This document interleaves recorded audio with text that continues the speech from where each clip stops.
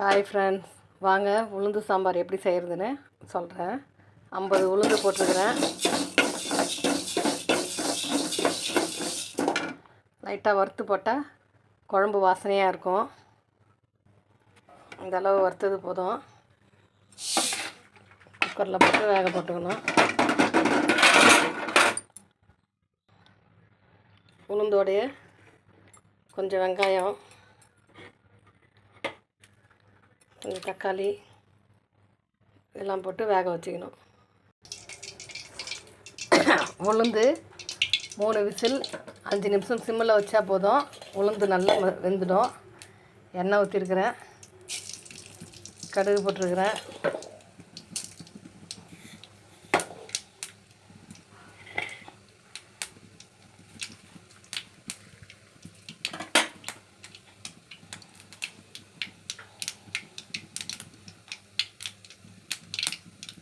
கடுகு பொரிஞ்சிச்சு. வெங்காயம் போடுறேன்.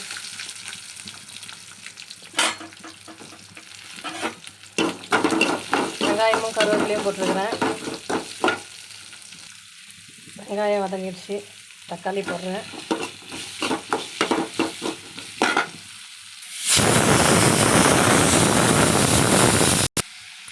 வெங்காயம் தக்காளி வதங்கிடுச்சு. முருங்கைக்காய் போடுறேன்.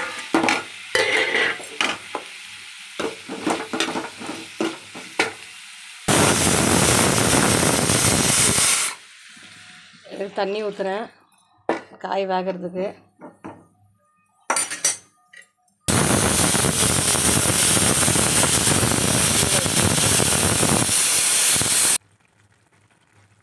காய்க்கு 1/2 ஸ்பூன் மஞ்சள் பொடி போட்டிருக்கிறேன். இந்த அளவு தேங்காய், சீரகம், பூண்டு, வெங்காயம் இது இவ்வளோ அரைச்சிக்கணும். புளி இவ்வளோ தேவைப்படாது. இது கம்மியாக இருந்தாலும் போதும். கொஞ்சோண்டு தான் புளி தண்ணி ஊற்றணும். காய் வெந்துடுச்சு. 1/2 ஸ்பூன் மிளகாத்தூள்,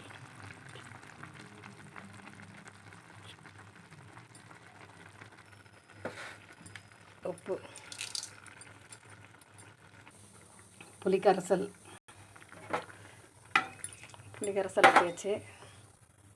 இது ஒரு கொதி வந்ததுக்கப்புறம் இந்த தேங்காய், பூண்டு, ஜீரகம் அரைச்சி வச்சுருக்கேன். இது போடணும். தேங்காய்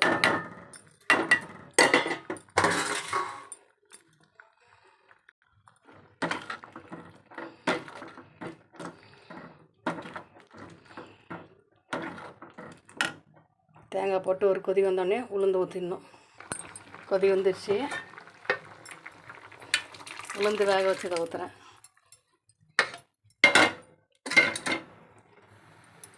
கொதி வந்துச்சுன்னா இறக்கிட வேண்டியதுதான். மல்லித்தலை,